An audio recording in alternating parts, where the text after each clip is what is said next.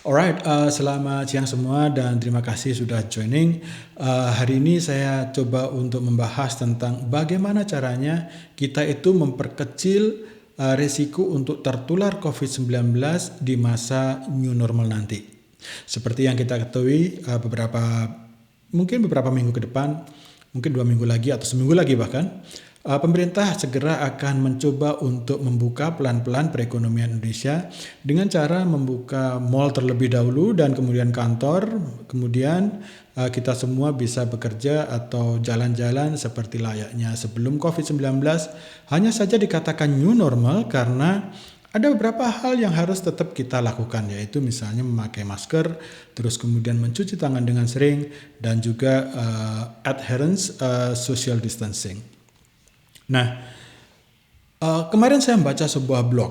Saya pikir dengan 3 hal itu saja cukup. Tetapi di blog ini justru diperingatkan bahwa itu saja tidak cukup.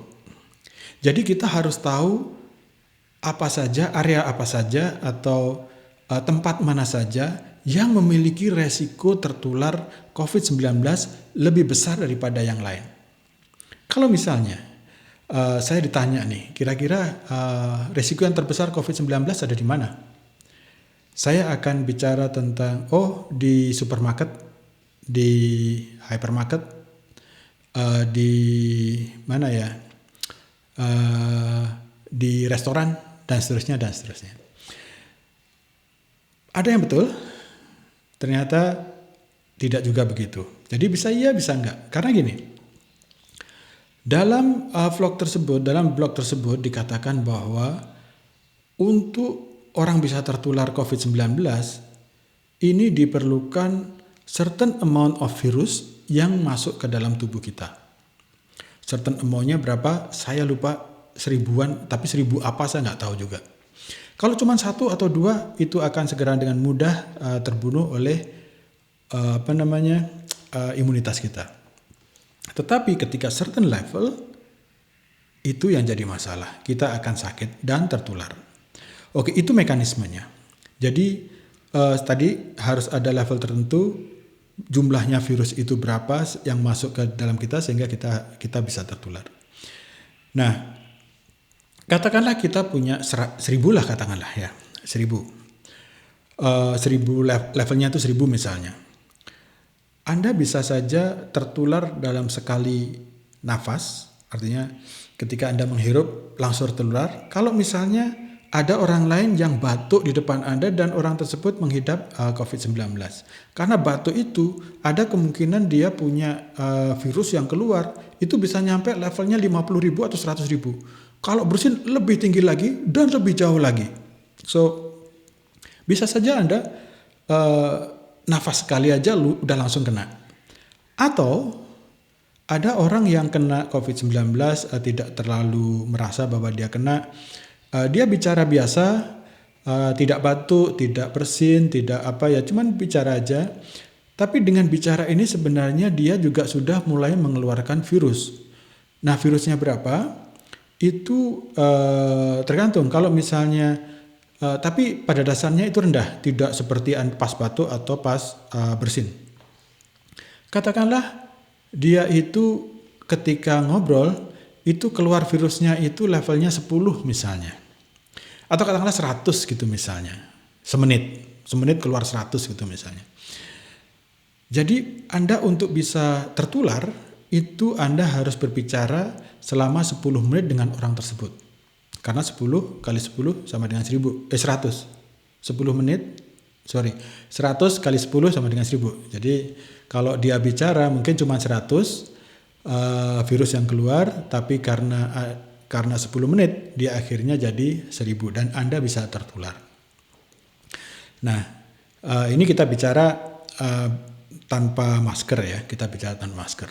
Nah, di satu sisi, jadi di situ dikatakan bahwa sebenarnya fungsi dari kita tertular itu adalah bisa saja lamanya kita berada dalam lingkungan tersebut, satu. Yang kedua adalah banyaknya virus yang ada dalam lingkungan tersebut. Kalau misalnya kita itu berada di hypermarket misalnya atau supermarket misalnya. Tapi ruangannya besar sekali dan kemudian pintunya terbuka lebar sehingga pergantian udaranya bisa cepat, bisa bagus. Kemungkinan kita tertular itu lebih sedikit. Jadi kalau misalkan kita belanja, terus kemudian kita melihat bahwa ruangannya itu besar dan kemudian udaranya itu bisa berganti dengan baik, maka sebenarnya kita tidak perlu terlalu khawatir. Dan yang kedua adalah kalau misalnya sebuah ruangan tertutup dan bukan udaranya tertutup, maksudnya tetap ada AC, tapi udaranya itu diputar.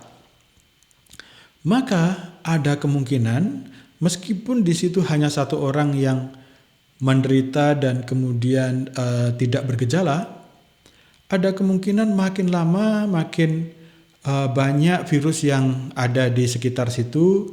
Dan kemudian karena kita diam di situ lama, maka kita bisa tertular. Contohnya adalah call center.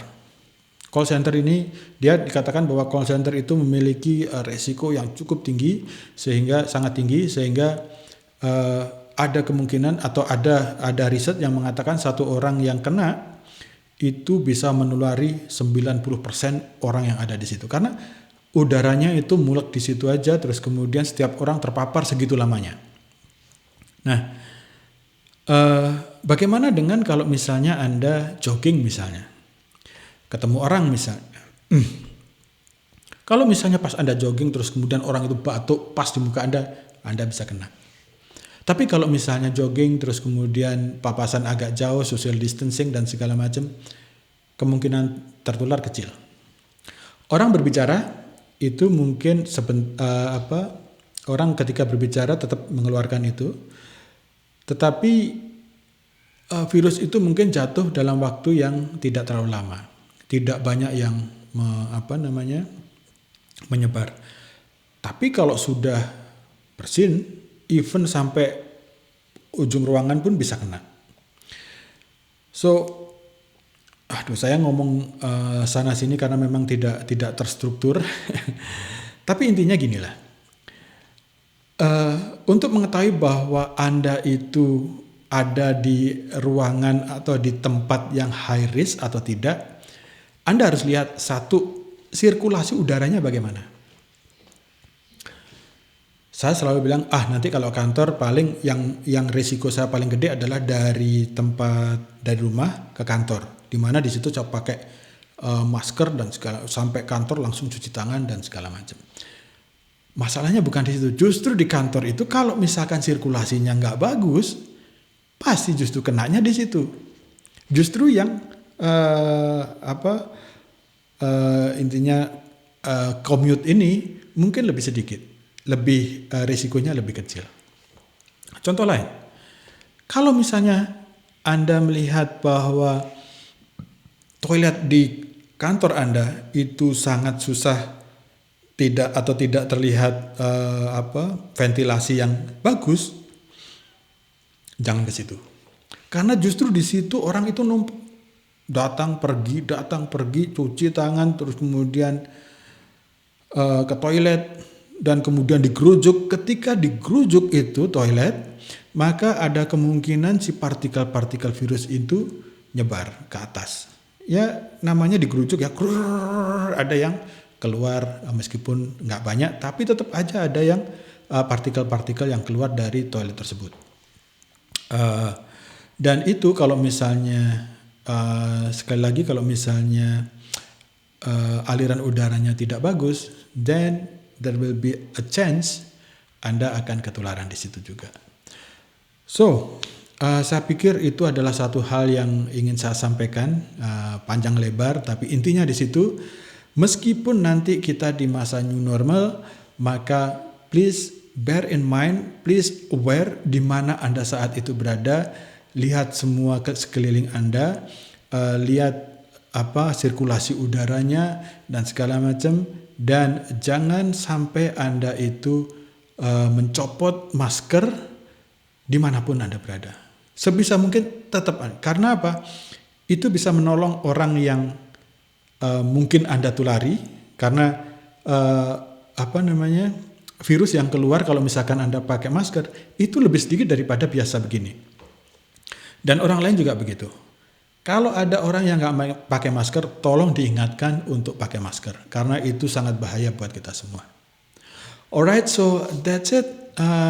Mungkin itu saja. Again, thank you very much. Kalau misalnya Anda tidak keberatan, klik the like button. Mudah-mudahan ini bisa di-share ke banyak orang lagi. Alright, so thank you very much. Cheers.